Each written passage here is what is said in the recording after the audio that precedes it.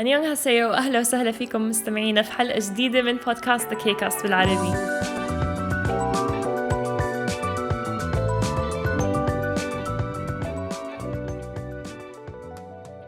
أنا نور، وبهذا البودكاست رح أحكي عن كل الكي دراماز اللي حضرتها وأعبر عن رأيي الصريح عنهم بشكل أسبوعي. مثل ما قلت لكم بكل حلقة رح أغطي معلومات عن الدراما نفسها، الممثلين والأوريجينال ساوند تراكس أو الأغاني اللي بهاي المسلسلات. وقبل ما نبدأ الحلقة بحب أذكركم إنكم تعملوا لنا لايك وسبسكرايب، وما تنسوا تتركوا لنا ريفيو عشان نقدر نقدم لكم محتوى أنتم بتحبوه وبتستمتعوا فيه. في الحلقة الماضية من هذا البودكاست حكيت عن مسلسل قديم شوي ويعتبر من الكي دراماز الكلاسيكية اللي هو مسلسل Boys Over Flowers أو المعروف باسم أيام الزهور أو فتيان قبل الزهور بالعربي. اليوم رح أحكي عن مسلسل أكشن أجدد بكتير من أيام الزهور وصار عليه ضجة كتير كبيرة أول ما طلع، اللي هو مسلسل فينسنزو. هلأ هاي الدراما طلعت في نهاية شهر 2 من سنة 2021، وبتذكر كان وقتها كتير من الجروبس وصفحات على السوشيال ميديا كانت عادية بتحكي عن هاي الدراما. حتى نتفليكس كانوا قاعدين عاملين حملة دعائية كتير كبيرة له، لدرجة إنه حدا من أصحابي اللي ما له أي دخل بالكي دراماز حضر منه أول حلقة وقتها. طبعا أنا كوني من معجبين ممثلين سونج جونغ كي وأوك تاe كيون تحمست كتير ورحت على طول بلشت أحضر للمسلسل. بس قبل ما أختص وأحكي لكم رأيي عن المسلسل هذا بشكل عام، خليني أعطيكم مختصر مفيد عن نص الدراما. وللي ما حضر المسلسل بحب أحذركم إنه في سبويلرز، فبنصحكم إنكم ما تكملوا الحلقة في حال إنكم ما حضرتوها لحد اليوم. قصة المسلسل بتحكي عن محامي كوري الأصل وبيشتغل كمستشار للمافيا الإيطالية اسمه فينشينزو كاسانو. هلأ بسبب خلافات قوية كانت عم بتصير بين عائلات المافيا الإيطالية، بيرجع فينسنزو على بلده الأم وعنده هدف إنه يهد بناية من سنين كان مخبي تحتيها مبالغ طائلة جدا من الذهب بخزنة سرية شبه مستحيل فتحها. بس خطته هاي بتتغير بعد ما يتعرف على الناس اللي ساكنين بهاي البناية، من ضمنهم محامي عنده حس كتير عالي بالإنسانية والعدالة الاجتماعية وبدافع عن المستأجرين المساكين اللي عايشين بهاي البناية. هلأ بنته لهذا المحامي عكس أبوها كليا، مع إنها محامية بس بتشتغل لشركة محاماة فاسدة بتحاول تغطي على وساخة أعمال شركة كتير كبيرة ومعروفة بكوريا باسم شركة بابل. هلأ بعد ما أبوها بتورط بتحقيق بسعى للكشف عن خطورة وساخة هاي الشركة بقتلوه، وموته لهذا المحامي بدفع فينشينزو وهونغ تشا يونغ إنهم يتحدوا مع بعض ويوحدوا صفوفهم لحتى يقدروا يوقعوا رئيس شركة بابل وكل الناس اللي بدعموه. بطل الدراما هاي فينشينزو كاسانو بيقوم بتمثيل دوره الممثل سونج جونغ كي اللي بيجوز بتعرفوه من مسلسل Descendants of the Sun أو أحفاد الشمس. فينشينزو عبارة عن شخصية شخص ذكي كتير غني وعنده مبادئ بيحب يدافع عنها وبيحب يحمي كل الناس يلي بيخصوه أو بيكونوا قراب منه بشكل عام. اللي حبيته بهاي الشخصية إنه هي فعليا غير كليا عن أي شخصية تانية أنا بعرفها أو شفتها في مسلسلات الكي دراماز قبل هيك. هلأ كانوا فينسنزو مستشار للمافيا وأساليبه غير تقليدية لحتى يحصل على الأشياء اللي بده إياها، بغض النظر إذا هو صح أو غلط. فهو بطل نقدر إنه نصنفه كبطل بمعنى كلمة بطل اللي نحن بنعرفها عادة في المسلسلات الكورية. فيش عنده أبيض وأسود، خلينا نقول هو جاي هيك in the gray zone. عشان هيك شخصية فينسنزو بنطبق عليها إشي بالإنجليزي معروف باسم الأنتي هيرو، اللي هم شخصيات ما بتنطبق عليهم سمات الهيروز اللي نحن متعودين عليها. طبعا الممثل سونج جونغ كي أبدع بالتمثيل دور فينسنزو كاسانو برأيي، بس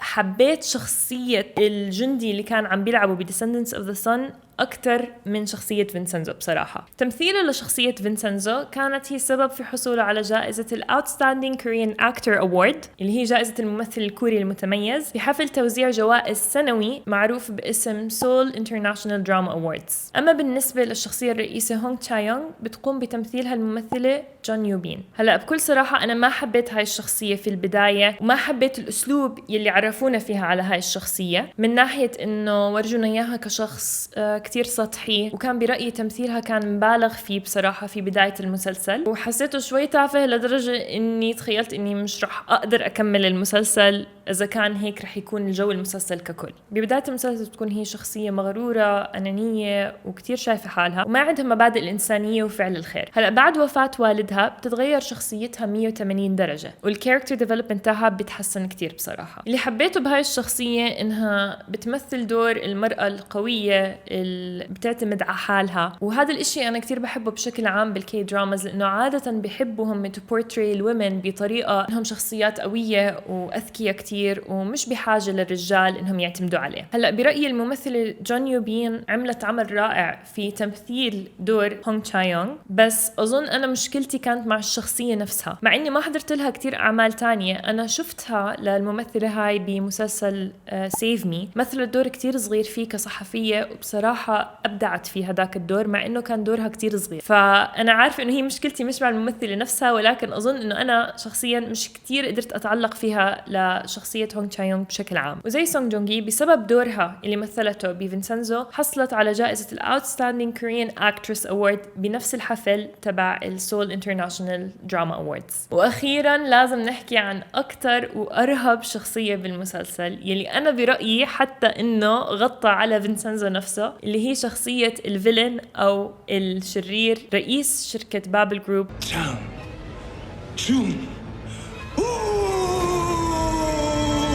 من تمثيل المبدع أوك تاك يون. برأيي هو أرهب شخصية فيلن بتاريخ الكي دراماز كلهم لحد اليوم، وهو فعليا السبب اللي خلاني أكمل المسلسل للآخر. يعني تمثيله لدور السايكوباث كان متقن بشكل رهيب. حبيت الشخصيتين اللي كان عم بيلعب دورهم. بداية كان عم بيلعب دور الانترن اللي كان بيشتغل مع هونغ تشا يونغ، وبعدين لقدام نكتشف إنه هو فعليا كان رئيس شركة بابل، وهو وراء كل المصايب اللي عم بتصير بالمسلسل. انه هو واحد بلا رحمة، واحد مجنون، واحد عصبي، بس بنفس الوقت بيقدر يغطي كل هاي الاشياء بالبرسوناليتي تبعت الشخص الثاني اللي هو قاعد بيلعبها. فبصراحة أوك تاك يون ابدع بهذا المسلسل، وانا بشكل عام من معجبيه و one of the biggest fans of أوك تاك يون من ايام ما هو كان عم بيمثل في مسلسل دريم هاي. بس اللي ضايقني او اللي استغربته استغراب كتير كبير انه هو ما حصل على اي جائزة للعبه في دور فينسنزو، وهذا الاشي بصراحة شوي ضايقني، لانه بصراحة هو ابدع بهذا الدور، وبتوقع مين ما حضر فينسنزو بيوافقني هذا الرأي. هلأ فينسنزو كان في عدد كتير كبير من الشخصيات المساندة يلي كانوا بيلعبوا دور في القصة. في عنا مثلا كل المستأجرين اللي كانوا ساكنين في البناية يلي فينسنزو كان مخبي فيها الذهب. إذا بدنا نتعمق بكل واحد فيهم صراحة مش رح أخلص اليوم الحلقة، مع إنهم كان لهم دور مهم بالمسلسل. في 3 شخصيات تانيين كان دورهم أساسي أكتر. في عنا كمان أخ رئيس شركة بابل الشرير اللي هو جانغ هان سو، بيقوم بتمثيله ممثل اسمه كواك دونغ يون. بصراحة عجبني كتير تمثيله لهذا الممثل. حبيت الكاركتر ديفلوبمنت تبعت أخوه، من ناحية إنه كيف كانوا مورجينا إياه في البداية إنه هو جبان وبس قاعد بيتبع أوامر أخوه، وبعدين كيف بيبني صداقته مع فينسنزو لقدام، وبيلاقي الأخوة اللي هو مفتقدها من أخوه الشقيق أو الغير شقيق في فينسنزو نفسه. وبحب كيف بالآخر كمان ورجونا شجاعته، كيف لما دافع عن فينسنزو. بعديها بيجي عنا شخصية تشوي ميونغ هي اللي بتقوم بتمثيل دورها الممثلة كيم يو جين. هلأ هاي الشخصية بتكون مستفزة لأبعد الحدود خلال كل المسلسل، وأظن هذا دليل إنه الممثلة أبدعت بتمثيل هذا الدور، لأنه قدرت تكرهني فيها للشخصية. كوني هي بتمثل دور المدعي عام سابق طمعان كتير في إنها تحصل على سلطة عن طريق رئيس شركة بابل. الشخصية الثالثة المساندة اللي حابة أحكي عنها اللي هي شخصية هان سونغ هيو، بيكون هو رئيس شركة المحاماة المسؤولة عن الدفاع عن وسخات شركة بابل. هاي الشخصية بيقوم بتمثيلها الممثل جو هان شول، وشفناه بعدة مسلسلات سابقة زي مسلسل هوم تاون تشا تشا تشا، كان كمان بيمثل ب Tomorrow with You، شفته كمان بمسلسل هيلر. فأنا بصراحة شخصيا كتير بحبه هذا الممثل، وبحب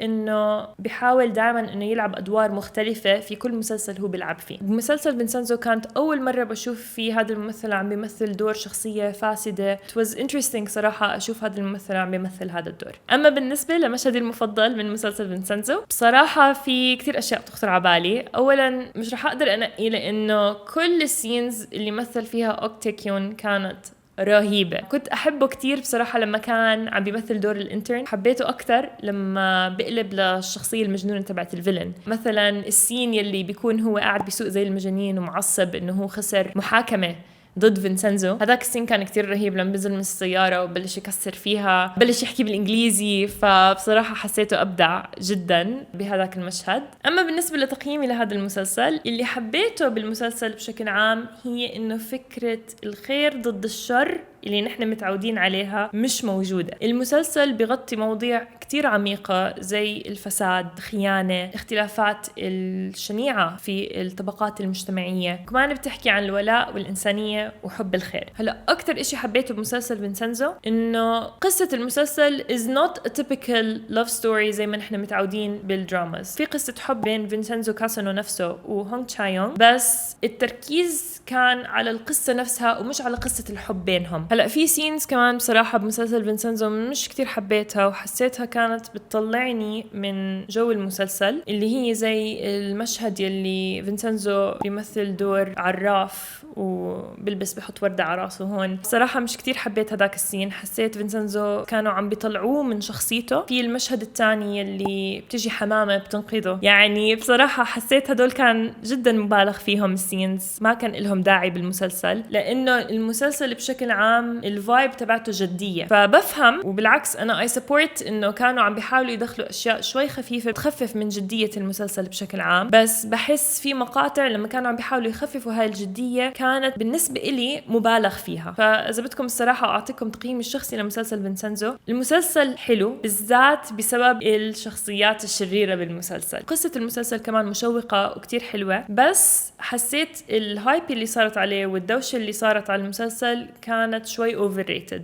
وهيك مستمعينا بنكون وصلنا لنهاية حلقتنا اليوم من The K-Cast بالعربي. بتمنى تكون عجبتكم الحلقة، وبحب أسمع رأيكم وتعليقاتكم عشان أقدر أقدم لكم محتوى أنتم بتحبوه وبتستمتعوا فيه. فخبرونا عن أي دراما كورية بتحبوا أني أحكي عنها في الحلقات الجاي عن طريق الأكاونت تاعنا على جميع مواقع التواصل الاجتماعي The K-Cast Arabia. مستمعينا بتمنى لكم يوم سعيد من وين ما كنتوا عم تحضرونا، وبشوفكم بحلقة جديدة الأسبوع الجاي إن شاء الله. أنيون.